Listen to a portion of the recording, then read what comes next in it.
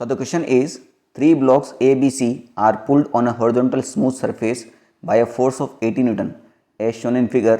The tension T1 and T2 in the strings are respectively. तो simple सी बात है बेटा, एक इस प्रकार का क्वेश्चन है। मान लीजिए यही सारे ब्लॉक्स आपके कैसे होते, 1 बाय 1 इस प्रकार से जुड़े हुए थे, तो भी ये क्वेश्चन आपका सेम ही होता। ठीक है, तो हम इसको बस सिंपली फ्री बॉडी डायग्राम से यूज़ कर सकते हैं। बहुत ही ईजी क्वेश्चन दिया है क्योंकि आपको फ्रिक्शन के बारे में भी कोई जानकारी नहीं दी गई है। अब ऐसे क्वेश्चंस में हम क्या करते हैं, सबसे पहले इन ऐसे क्वेश्चंस में हम सबसे पहले एक्सेलरेशन निकालते हैं। ठीक है, तो एक्सेलरेशन क्या होता है बेटा, आपका फोर्स डिवाइड बाय नेट मास। क्योंकि ले दे के ये किससे जुड़े हुए हैं, रस्सी से जुड़े हुए हैं, तो इनको एक ही सिस्टम माना जा सकता है। तो फोर्स है बेटा आपका 80 न्यूटन और टोटल मास हो जाएगा 5388210, यानी एक्सेलरेशन कितना आ जाएगा आपका 8 मीटर पर सेकंड स्क्वायर। ये एक्सेलरेशन आपके हर एक मास का होगा। ठीक है, यानी 5 kg का एक्सेलरेशन भी 8 मीटर पर सेकंड स्क्वायर होगा, 3 kg का भी और 2 kg का भी।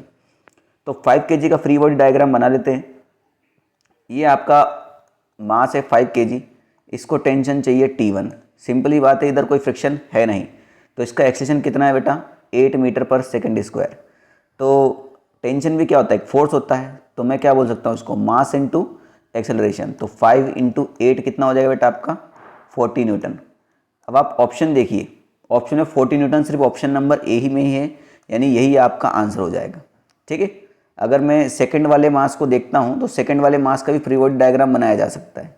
तो सेकंड वाला मास क्या है बेटा आपका, वो 3 kg है। तो 3 kg ऑब्जेक्ट में टेंशन लग रहा है बेटा इधर की तरफ T2, मगर आप ध्यान से रखिएगा 3 kg ऑब्जेक्ट में एक टेंशन T1 इधर भी लगेगा, है ना, और ये 8 मीटर पर सेकंड स्क्वायर से इधर एक्सेलरेट कर रहा है।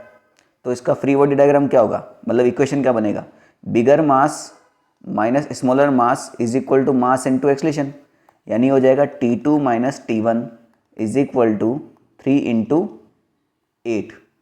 तो T2 कितना हो जाएगा 8 था 24 और T1 कितना निकाला था हमने भी 40। तो 40 प्लस 24 कितना हो जाएगा 64 न्यूटन, जो कि वहाँ पर 40 न्यूटन के साथ ही था। तो ऑप्शन नंबर ए इसका करेक्ट आंसर आ जाएगा 40 न्यूटन एंड 64 न्यूटन।